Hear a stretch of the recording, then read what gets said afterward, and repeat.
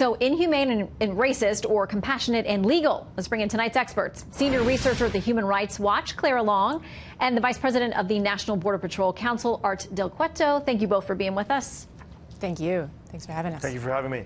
Okay, so let's start here.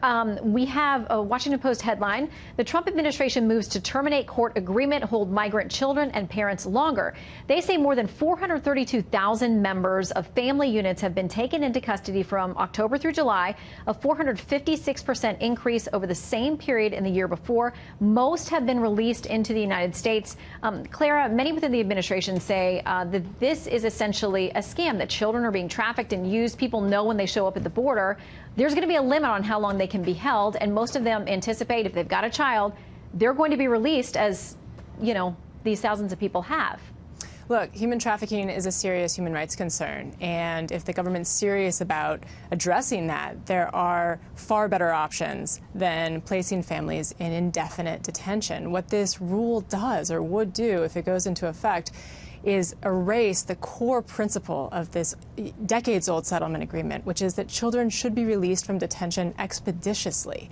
And that is because detention has been proven by us at Human Rights Watch, but by many other social scientists and organizations, to cause severe trauma to children. And that trauma is long-lasting and potentially permanent. There are alternatives. This is not just detain or release. There are proven detention alternatives that can keep these families going to court proceedings, showing up to comply with deportation orders. It's not just a binary one or the other. Let's bring Art in here because he seems a little bit skeptical. Let me say today, Art, the way that Speaker Nancy Pelosi referred to this, she says the administration is seeking to codify child abuse, plain and simple.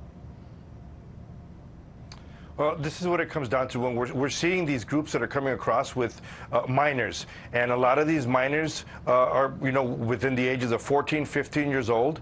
And we ask them who are their parents, and they're obviously going to say the individual that they're with are their parents. But we don't know that. We don't know that for sure. There's also individuals that are, smaller that and younger that are being brought in by these individuals, and they're being used by the criminal element to further break the law and find these loopholes in our immigration system. The bottom line is this: something like this helps us so we can better determine if these individuals are actually a guardian or a parent to these kids. I mean, it's just the amount of people that are being released with having children is without really knowing for sure if they're real guardians. It's been large. I'll give you even stories. We've had individuals that have called to the stations asking, hey, where's my child? He hasn't been released.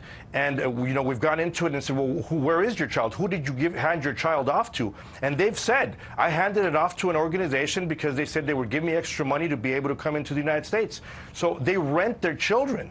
And, that's something that needs to stop. And the way it stops is by allowing us to detain them longer periods of time so we can make the proper determination.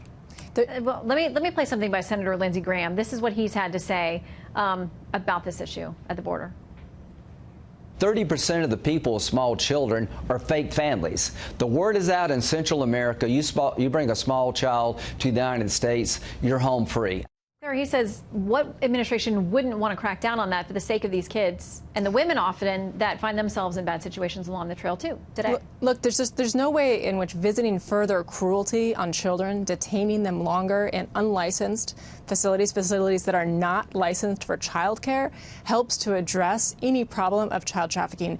If the government really wanted to address child care trafficking, great. There are, one really important thing you could be doing is to make sure that people who are doing these screenings are not Border Patrol officers who are not trained to assess child welfare as a child welfare professional would be. Okay. I need to bring in Art real quick before we're out of time to give you a chance to respond. But my understanding of this is that there would be different licensing requirements now that would be easier for the feds to put together facilities for these kids and their families to stay in. But Art, what do you make of that contention?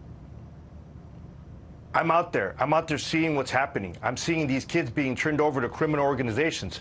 I'm seeing these kids walking through the desert. I'm seeing these kids being put in the trunk of cars by people that aren't their parents. We're seeing it. So they're already being exposed to very dangerous things out there. They're being exposed to criminal elements. What we're trying to do is determine who their parents are and make sure the best thing happens to these children. Well, and by open borders and by saying, oh, hey, you guys are treating them bad and putting false narrative, that's not helping these kids. Yeah. We're out here to help these kids. I wish people would come down and see what we're really doing. Yeah, the one thing you all do agree on is that these kids need to be treated with dignity and justice and protection. And so hopefully there can be some common ground from there. In the meantime, Clara and Art, thank you both. Thank you.